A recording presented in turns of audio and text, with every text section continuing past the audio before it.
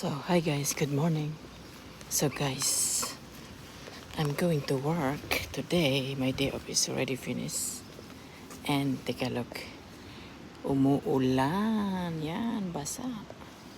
So, I'm already here actually guys. And I'm going inside. And today my work is a little bit more busy.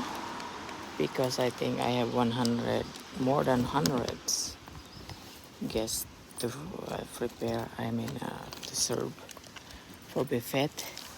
And of course, now I still have time to chit chat with you guys.